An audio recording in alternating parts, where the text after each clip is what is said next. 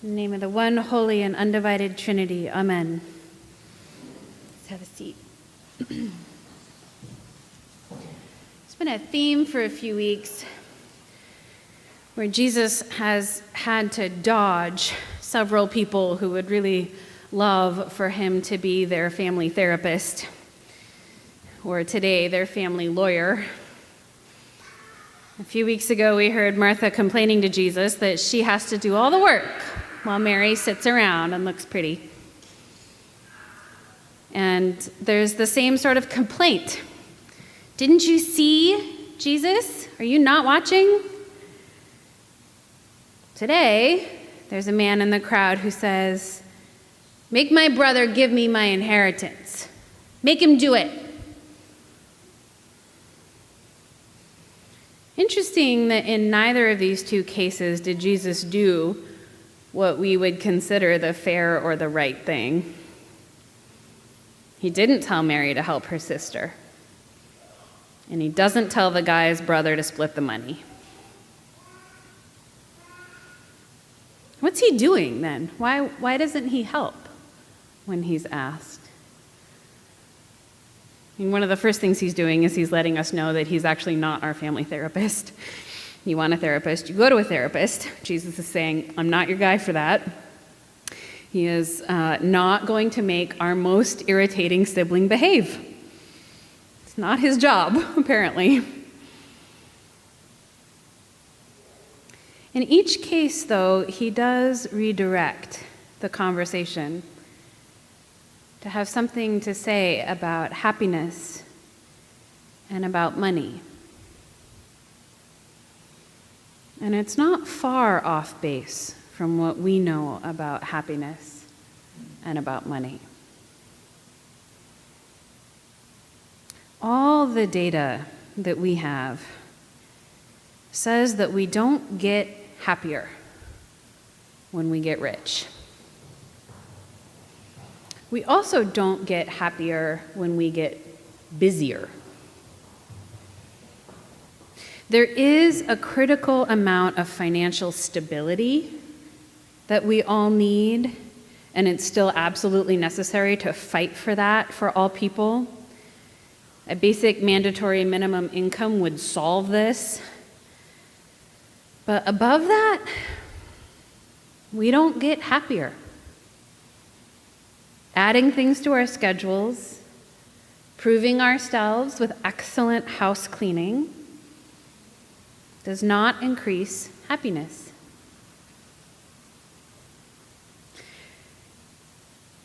This is true. This is true in our intimate relationships too, that this striving for perfection does not make us happier. Outside of relationships where abuse is happening, it really isn't about picking the right person in your marriage.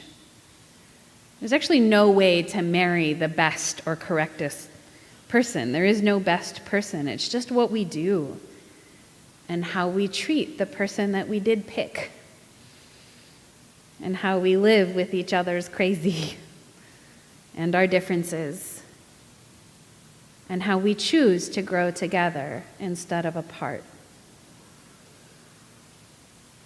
We live in a highly pressurized world around perfection, about what we buy, one-upping each other with how busy we are, about what to show off, and about how good to be, and about how much to have. And from what I hear from generations older than my own, it wasn't always like this. But it is now. I wonder in the crowd, I wonder if the guy who's complaining about his brother, I wonder if his brother is standing next to him. And the crowd swivels around to look, like, dude, what are you doing? And it might just be the peer pressure that helps there. But Jesus, even if his brother is there, Jesus dodges this question. And as he's dodging it, he's not dodging it in a self-helpy, be in the moment kind of way. It's not a dodge to mean that this question isn't a valuable one. Jesus isn't saying, oh, it'll be fine, forget about it. You'll notice that the villain in the parable is the one who says, relax, everything's okay, don't worry.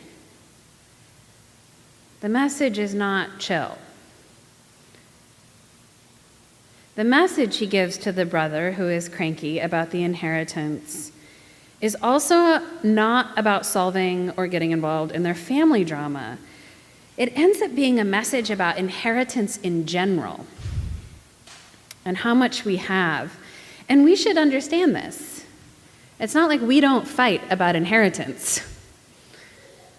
We fight collectively about inheritance law and taxes, about how much of it should get taxed.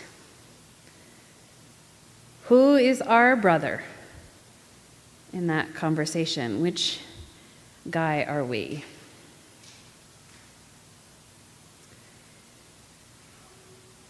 Jesus is so agile sometimes in these conversations, sidestepping what the man in the crowd really wants him to get involved with. And he offers this parable. Although my guess about him, maybe just is because we're in the middle of the summer and we've had a hot week, I can imagine Jesus hot and tired, because this parable sort of falls apart as a parable. By the end of it, he's sort of forgotten that there's a metaphor involved. It's just a story about how you can't take it with you. Like there's no secret message. There's no metaphor anymore.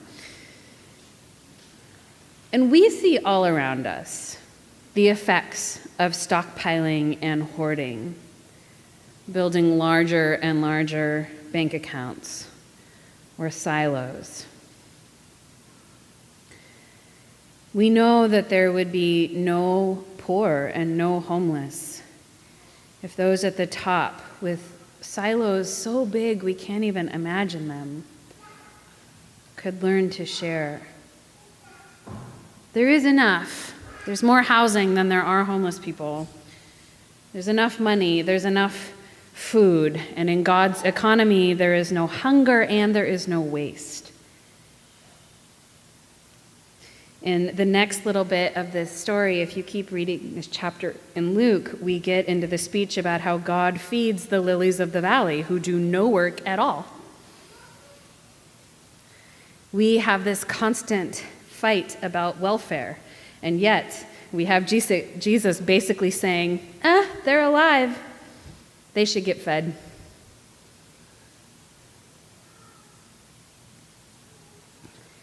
In the world that God is bringing into being, even today,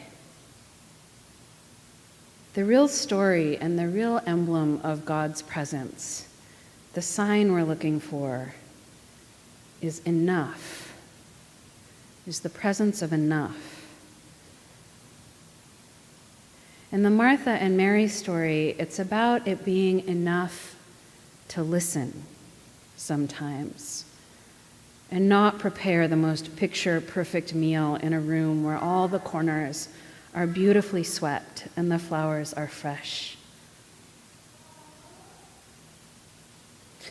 We spend a lot of time, especially in church, using superlatives for God. God is the biggest and the best and the most high and the most glorious and the deepest and the strongest and the mightiest. But what Jesus presents us with in these stories is not that. Is God as enough. Just enough. Enough for the moment, enough for the day, enough for tomorrow, enough. Last week, he taught us to pray for our daily bread. Each day. Enough.